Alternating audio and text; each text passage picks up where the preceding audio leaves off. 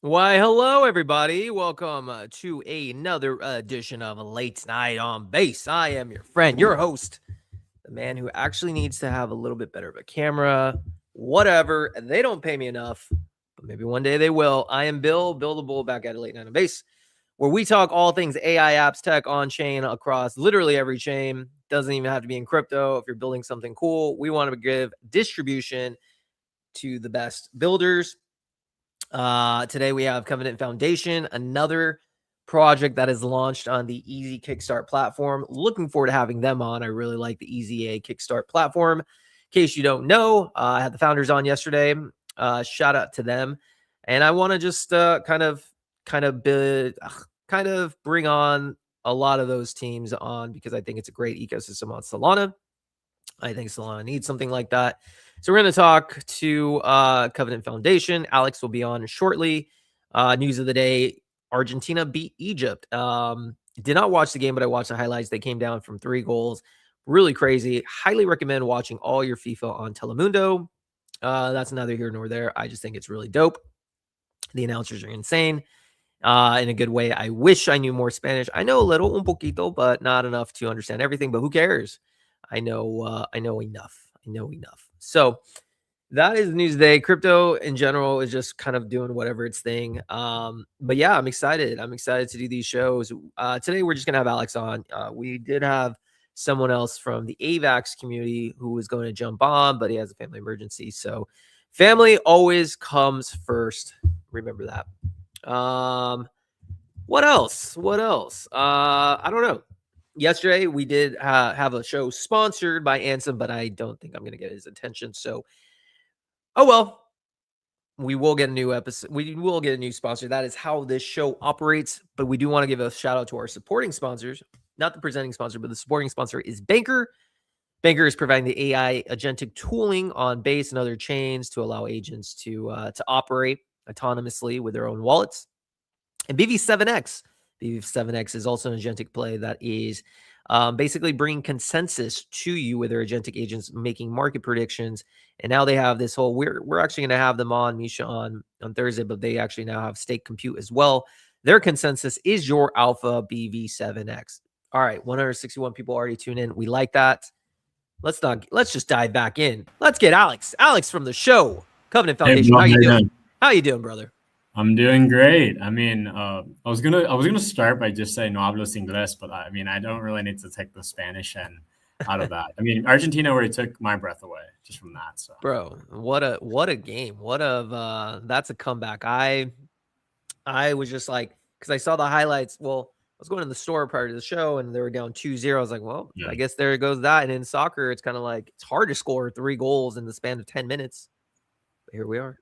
And they did. I mean, I'm hurting because I'm partly Egyptian, so this. I'm sorry, my friend. That was the last team I was rooting in, but it's fine because I got Covenant. Hey, well, great run, great showing. Got to be proud. My family's from India, and we never make the cup. So, hey, there's that. Yeah. All right, Alex. Well, pleasure to have you on. We have 270 plus people tuning in. We're gonna aim for at least 2,000, but why don't we just start with the basics? Obviously the Easy A Kickstart platform is where you launch. Why don't we just go with, what is Covenant Foundation? Yeah, well, to keep it simple, we do agentic governance, and we do all of it. Covenant is an agentic governance layer, and the whole concept of it is that I started to realize like hallucinations and like hallucinations and performance are lagging, and it's because they're related because they're sharing a structural problem. Like agents aren't structured, and a lot of the times the best people that build with agents, that use agents, they know systems, they know how to design systems, they know how to design infrastructure. And let's be honest, like that's how Google became Google. They built really great infrastructure on search. That's why anyone can go on Google, search up something, and they could find what they're looking for. And it's the same concept with agents. It's the whole concept of agents, especially agents working together, like multi-agentic systems, and they need governance and they need structure. And the way to do that is that governance is structure.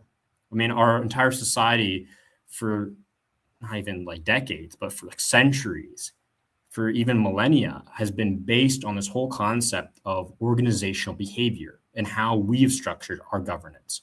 We have bosses, we have prime ministers, presidents, we have layers of hierarchy and of governance that allow us to flourish as a society, to develop new things, to try new ideas, and to accelerate innovation. And it's the same concept with agents, except now it's on the digital frontier, on the internet. And that's why, like for us, it was launching on Easy Kickstart. It's because Easy Kickstart is internet capital markets. And what we're doing is enabling like agents, digital proxies of the user on the internet, to essentially become and build and organize this digital frontier for the masses on how we communicate digitally, how we do more work, better work, faster work. And it's almost like Tron. It's honestly like it, for me personally, it's like literally like being in Tron. It's unreal. When did you decide to really push this? Because obviously the rise of the agentic agents, at least for me, I knew nothing about it until, and I'm sure many people, like we're the frontier people on crypto Twitter, especially. It was around January that, OpenAI came in, or not OpenAI. Yeah. Which was the one that got acquired? Not OpenAI. OpenAI acquired. Anyways. Yeah. And I was like, wow, January, this is crazy. Agentic agents, and obviously it's taken off. When did you kind of have that aha moment, seeing like this is the direction that we're gonna go, or the world's going? Governance is going to be a huge issue moving forward. We need to solve it. Around when did you kind of realize Covenant needs to be made? Yeah, well, I mean, it started at first. I wasn't even looking at governance, to be honest with you. I was looking at the fact that why aren't people personally using agents? Everyone has ChatGPT, and you're like, you're trying to get an email. You're going on ChatGPT, getting a quick draft of an email, like, hey, revise this. And then you're putting it back into your email. And then you're like doing the same thing for texts. And I started to realize it's a huge adoption problem. And the reason why is that people don't, like, they want to be in control of, their AI, of their agents. And I think that's been the lagging part, that people at a wide scale, not developers, like I'm talking at a wide scale, like the everyday person, doesn't understand, like doesn't trust an agent doing things on their behalf on the internet. Because I mean, there's so many stories of this. Imagine, like, how many of those instances where people are like, okay, you need to get a Mac Mini, and then you got to set up the Mac Mini in the sandbox, and then you got to make sure you don't give, and you start completely fresh, right? Like it's, to be honest, for me personally, that's the equivalent of like, having a midlife crisis and saying, you know what, abandon everything, like burn the bridges. I'm going to a completely different country. I'm starting all over. It's like, doesn't make sense. It doesn't. And it's the whole concept of like the amount of people that have literally just like also just given access to these autonomous agents, and they, try to trade with their bank accounts, and they've lost like a bunch of money. And then there's some that are successful, but those are like the folks that know how to implement infrastructure and structure and governance into it. So it has protocols and how, like, okay, when do you stop? But regular people don't think about that. They just want to get it to work. They just want the result. Yeah, I think at the end of the day, you need to make it as little complicated or as easy with less friction as possible, because it's not going to go mainstream. It will never have gone mainstream if the client get the Mac Mini, the sandbox, the learning curve, and people realize that. And also the whole trust layer is a huge thing. You give them access to your email and they drain it, or they send emails, or you do hear those horror stories. And so yeah, I agreed. So for those that are going to be watching this listening on Spotify, head over to YouTube. We have this episode on YouTube. YouTube will show video, we're going to go to the Covenant's website. Governance tested over millennia, now for AI. The Covenant Foundation builds rules that help AI agents govern themselves. These rules are based on organizational patterns that have worked for thousands of years. Open to anyone building agents, no belief required, only an interest in what works. So, and it says, read the framework. Talk to us about this framework. How does this constitution come together? So it's a set of rules and framework, but the framework has to be governed and created by constituents, not just one person. How does the framework how do you intend the framework to come together? Yeah, so it's gonna be a very big multi-level approach, and that's kind of how we've maybe I can start off with this. So we have the framework itself. The main component is an agentic constitution, and that is the whole idea with an agentic constitution. Like why we believe in the blockchain in the first place is proof of consensus. The whole aspect that anyone as a node can contribute a vote, and if they want to change the rules, you can change the rules. But it's based off of it's not the majority. It's not like some single minority that is in control of everything. It is the people that get to vote and can decide the rules. And obviously, for me, the way I've set it up is the fact that this constitution itself, for any project that's using Covenant, it's supposed to be like a standard. This concept of only the stuff that is actually going to be helping people in the long run. For example, the concept of don't waste time, the aspect of how do agents engage in trade-offs, with accuracy and latency, or how do agents use tokens, and how do you monitor peak performance, stuff like that, very common basics. And that's the whole concept of this constitution, this agentic constitution. And then it goes lower than that. And so that's the main part. After this framework, the whole idea there is to say, okay, it doesn't matter what model you're using. You can choose whatever you'd like. If you want to have installed locally on your computer, if you want it to use Anthropic or Claude Code, it's great. What we've benchmarked is that you'll get improved performance. You're going to get reduced token costs because we're baking the structure on top. So before these models create agents, we're giving it the plan, the structure, everything it needs, and allowing these agents to actually do more efficient work and to learn mistakes over time, to understand, okay, what is good? What does the user want? What does the user not want? And not to repeat those mistakes. And hopefully that's clarifying a little bit here. No, it's very clarifying. I think, like I said, in order for things to grow, there has to be framework, especially in this new era. We're now the AI. Before there was the industrial revolution, right? Now it's the AI revolution, and self-governing systems need to have some sort of framework to, have a guideline, have all that. So, okay. Yeah. So now you created the foundation. This is what you're trying to do. Now talk to me. Yeah. With the launch of, and the idea of having the ability to launch on easy, for instance, and you could have, let's start with this, because there's always, when I talk to builders in the agentic space, and we talk to many builders across all the chains, there's always this issue between, hey, we want to launch with the underlying token, attract the audience, liquidity, attention. They very much, what's the word? Like and embrace that whole culture, especially some people even launch tokens for them. They embrace it. But then there's the other crowd, the builders in this space. It's just like, no, I do not want to have anything to do with the token. I just want to build, give equity, go the traditional route, sell pieces at a different valuation, not worry about it. Why did you decide? Let's start with this. Why did you decide to go with the token route? Yeah, so it's the third option that no one talks about. And the third option is what EZA Kickstart's doing. And that's why I think, when CapEx was on, and when you've talked to Phil and Dom, it's quite clear. The fact that internet capital markets will become a thing. And for me personally, I've had that experience. I have literally talked to VCs, and it's when, as a builder, when you hear, when someone wants to back you, but they don't understand what you're trying to do, number one. And the other part is that they also just don't understand why you're doing it. And they also gatekeep it. They have to go through interviews upon interviews upon interviews, and just to get money, because you're basically begging. right? You're not letting the product speak for itself. You're not letting the numbers speak for itself. It's basically all on the person to decide. And you're right. The person should decide. But what should be deciding is the fact that a real project should be funded by real people believing in the idea.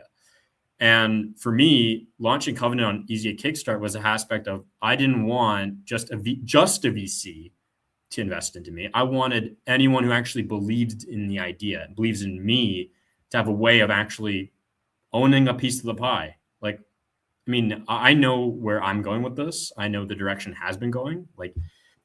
And that's where I wanted to offer a way to tokenize the company, to tokenize the framework, and say, look, the more the framework succeeds, the more it gets embedded into different projects, the more it gets like adopted, the more VCs that come in. If you came in early, you deserve to be rewarded from that. Like your token deserves to go up in value. It's like this. It's like a stock, but now it's trading 24/7 and it's decentralized, and no one can control whether the stock goes all the way up and all the way down. And I think that's been like the main thing. The third option, the fact that if you're a founder and you want not only to have VCs, but to have anyone who believes in your idea to invest in it. And I think that is a huge thing. And I give props to Fondom for it. Yeah. I mean, if I was a founder, which I'm not, I've tried building stuff and I realize I'm a horrible builder, but I'm a pretty good media guy. So I stick in my lane. I like to talk, and that's my role. But if I was a founder, 100%, the token is the move. The token is a move for many reasons, and here's why. And in your case, correct me if I'm wrong, I think this applies to you in Covenant. Number one, you now create brand evangelists, people who actually care about your product. These are the people who are vested in seeing you succeed. These are the people who've never had opportunities to invest at early stage growth companies. Traditionally, typically Silicon Valley has their elite circles. And if you're not a part of the big boy club, you're fucked. Good luck. Internet capital markets changes the game. People want to invest in Covenant. They like, regardless of where they are in the world, as long as they have an internet connection, they can invest in you.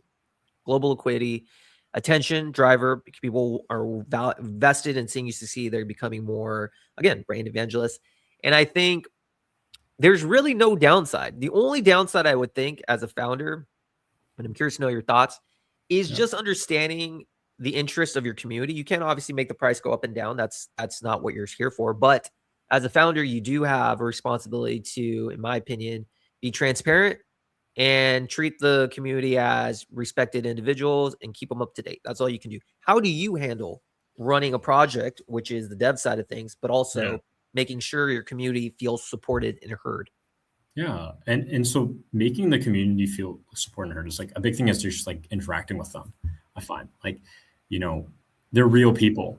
Like they deserve your time, because I think at the end of the day, right, if you're not reachable, right, that there's no reach. If you're not you can be transparent as much as you want, but if you're not reachable, then how are they going to know like where your heart's at? So when something goes wrong, how are they going to know like, hey, he's not going to bail. He's not going to just like rug the entire thing.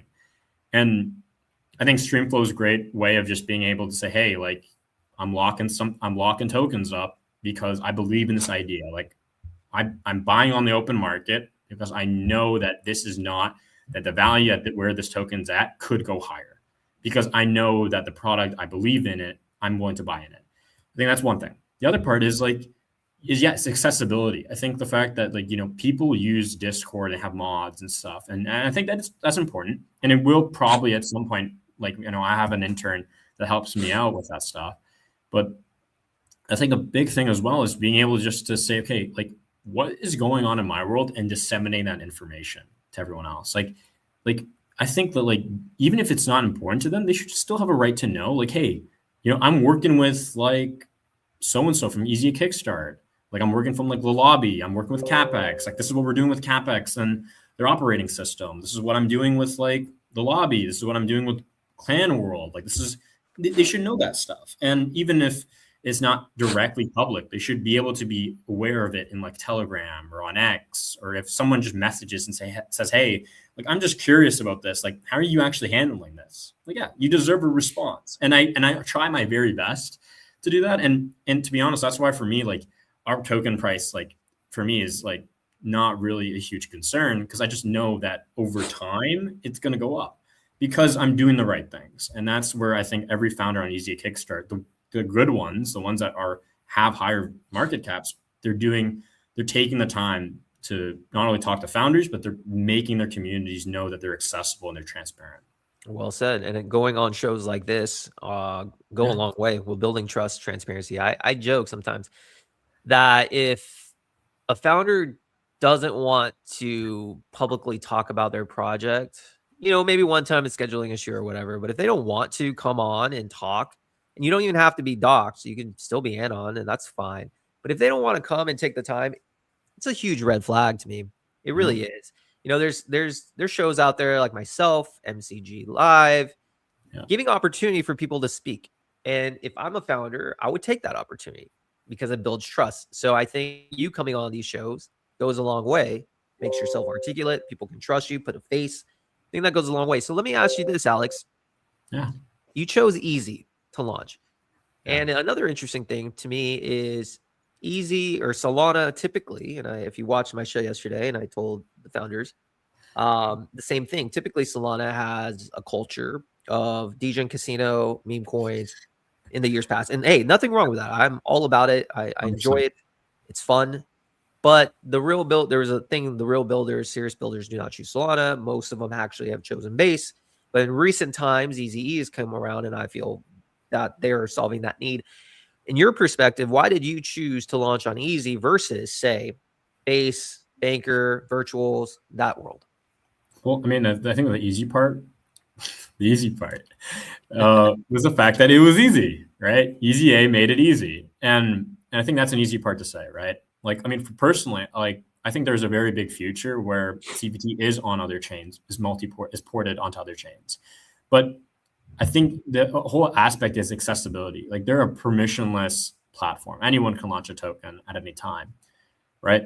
But I think it's the part that is interesting to me is the fact that if you have an amazing idea, even that you didn't tokenize, all you do, you can like easily just set it up and do it. And the community aspect of like, Phil and Dom wanting to support the projects that are really, that are really changing things, right? And they do that through hackathons, right? So like, especially if you're a hacker, for us, it's like, we know Phil and Dom in the Web3 space. We like know who they are. We've seen them. We've been to their hackathons. I know Phil and Dom because I went to one of their hackathons. Their hackathons were literally the hackathon in May of Consensus last year in Toronto was the first hackathon I've ever been to. And now it got me all the way to here. So for me, they're playing a loyalty thing, but at the same time, it's working.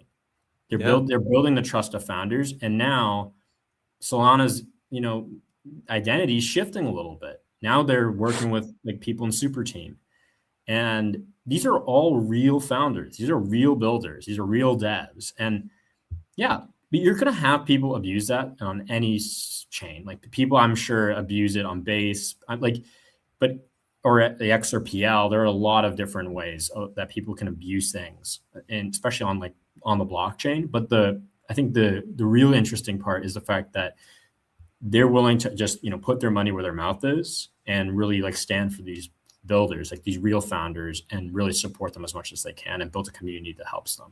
Yeah, I think the presence of these hackathons coming in from basically identifying the Web2 crowd who may not be even familiar with crypto. Yeah. And establishing themselves out there builds trust, loyalty, because when these projects decide, hey, maybe I want to explore, they're going to go to the founders who have, in Phil and Dom's case, that they're aware of, that they know of, and then it creates this mutual beneficial relationship where, Easy A can vet these guys. Hey, they're legit. They're really building. And then, people like yourself can be like, hey, this is a platform that can help guide me and create a foundation versus me just going on my own. So I see that. So tell me about this.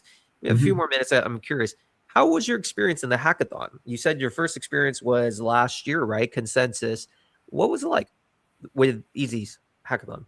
Yeah, well, the Easy A Consensus hackathon Toronto just blew my mind. Like it honestly, it blew my mind because I think it was the fact that I had a very bad misconception on what a hackathon was. I had thought that you had to be like extremely smart. You had to be like, someone that knew how to code like super well, right? You had to like know the blockchain. You had to know how to build smart contracts and all that. And I was like, it was intimidating to me. It was like the whole aspect of like was holding tokens, like I was holding Ethereum in 2021. And I was just like, oh, like, crypto, I love the idea of it. I love holding it, but I didn't know how to develop it. And so when I went to their hackathon, I was like, okay, I know how to build software. Like, and they had amazing folks from different chains that were there, from Aptos, from Block, Polkadot, from, all these different chains. And they were just willing to, help. And they made it really easy. They're willing, like Phil and Dom were buying, like, they catered the entire event. It was great food. They were like putting money into it. They really wanted to make sure that projects came out of it were good ones. And I think that goes to show that, like, they made it less intimidating. They invited people and said, hey, these are these developer relations folks. Like, here's amazing food. Just build. Like, go wild, go crazy, go with an idea and just see what happens. And for me, it just kind of jump started this whole thing of like, okay, let's do more hackathons. So then that ended up me like getting a Y Combinator interview just because I won Canada's largest hackathon. And I have to credit Phil and Dom for that, because they made it possible. They created an environment that allowed me, who wasn't even in Web3 development since like almost a year ago, to now basically get to the point where I literally am running a project that is huge to me personally. I think it is huge, and it is doing pretty big numbers. Amazing. 2,500 plus people tuning in live late night on base with Alex from Covenant Foundation. Alex, what do we have next in store? If I'm a holder of Covenant, if I'm an observer looking to get in, what can we, any alpha? We like alpha. Any sort of roadmap coming up? Anything you can share with us of what you might be cooking? Yeah. So, I mean, I sent over a link in the studio chat. And the first link, it's our partnership with the lobby that's also on Easy at Kickstart. But what we've already done there is the future. Like, personally, it is game changing. The lobby currently at the moment, right, this is the whole concept. It's reusing Covenant agents on top of the lobby game engine. And the whole concept is a virtual remote office where you can talk and see your agents work, and you can interact with them, and they can actually do real work. So all you need to do is connect them to, like, Google Sheets, any MCP you want, Notion, email, and create any agent you want, what type, preset, template, and they just work. And the whole concept there is now you're creating this company knowledge brain. If you have an idea, if you have a business already, now if you have an employee in a completely different country, well, now those employees have a reference point digitally where they can see what was going on, what's working, how these agents are working on behalf of these actual human employees and founders. And what we're doing with the lobbies is just insane. I personally think that it's going to continue to evolve and be the future, really. Man, that gets me bullish. Honestly, if you're listening to this interview and you're not bullish on the future of Alex and Covenant Foundation, I don't know what to tell you. Alex, my friend, it's been truly awesome to have you on. Actually, let's just give you the floor. Any last words that you have for anybody tuning in, the 2,700 plus people live? Yeah, of course. So, I mean, I guess all I can say is the future is bright. And I would say that, like, if you genuinely spend the time to do your own research and do your due diligence, the greatest projects, especially the tokenized ones on Easy at Kickstart, will withstand that stress. And you're going to see founders that have, like, CapEx, like Gold, like all these other projects that just have an unbelievable amount of depth to them that you wouldn't believe. And in the founders that have the right endurance and the right mindset to actually take it on, including me. So the future is bright. Do your due diligence, and you know what? You might end up making some money out of it. I love it. I love it, man. Listen, man, I can tell you're passionate. I can tell you're charismatic, and those are really good qualities to have. Don't change, my friend. And I'm looking forward to seeing you grow, dude. And if you have any updates or anything now that you've been on the show, I like who you are. Please, let's do this again sometime. Of course, we'll do, Bill. All right, man. You too. We'll have some clips made tomorrow. We'll tag you, share it, and then all the community can see it. Awesome. All right, see you guys. Take care. All right, that is Alex Covenant Foundation, really good guy. Again, this show is an opportunity for builders not only get distribution, tell them what they're doing, but for the investors, the traders, the trenchers, whatever, to kind of get a sense of feel of who these people are behind the project, because the project's only as good as the founder behind it. That is what I like to think. All right, we have no other guests. We might wrap it up though, but shortly. One of the things that I'm curious is people are talking about Robinhood's app. And I have not traded on Robinhood's little chain. I might need to. I mean, need to. People are talking about it. I don't necessarily know what's good here, but interesting. Interesting. It's a good take by RB3. This is something base needs to step up. We come initially from the base world, but yeah, I agree. Base, there's something going on with base. Kind of a weird spot on base right now where from the outside in, it looks like team is prioritizing agents over users, and users seem to be moving over to the RH chain. No data support, but this my anecdotal observations from the trenches. I think you're correct, man. I think you're correct. I don't know. I think base needs just excitement again, and I just don't know when it's going to happen. But Solana is taking place. There's a lot of mind share to be had on Solana, and they're doing a good job, man, capitalizing it. There's no denying that the trenches on Solana are much more exciting, and that's where the liquidity is. You got to follow the liquidity. So interesting. And another thing, some people are saying Argentina basically robbed Egypt. I don't know, but I do believe in conspiracy theories, and it would make a lot of sense if the powers to be wanted Argentina to win. Think about it from a revenue standpoint. If Egypt won, they would have lost a lot of money. The FIFA Foundation. Make no mistake about it; those things do exist. You obviously can't force someone to cook a goal, but you can allow the certain issues to come in and hinder the opposition's chances. So I don't know, but conspiracy theorists are going to run wild with that. But neither here nor there. I want to watch that game on replay. Not going to lie. Anyway, shout out to the 3,000 plus people tuning in live late on the base. We do this Monday through Thursday, every single day, noon PST. Tomorrow we're back on, and hopefully we get a sponsor soon. We need a presenting sponsor. If you're interested in being a presenting sponsor and you are somewhat legit, please hit me up. That's the only way our show grows. We continue to provide excellent coverage. If you're, I might need to let Easy know what's going on. I think we should just present it by Easy A Kickstarter. Let's go. All right, guys. It's your boy Bill. Catch you later.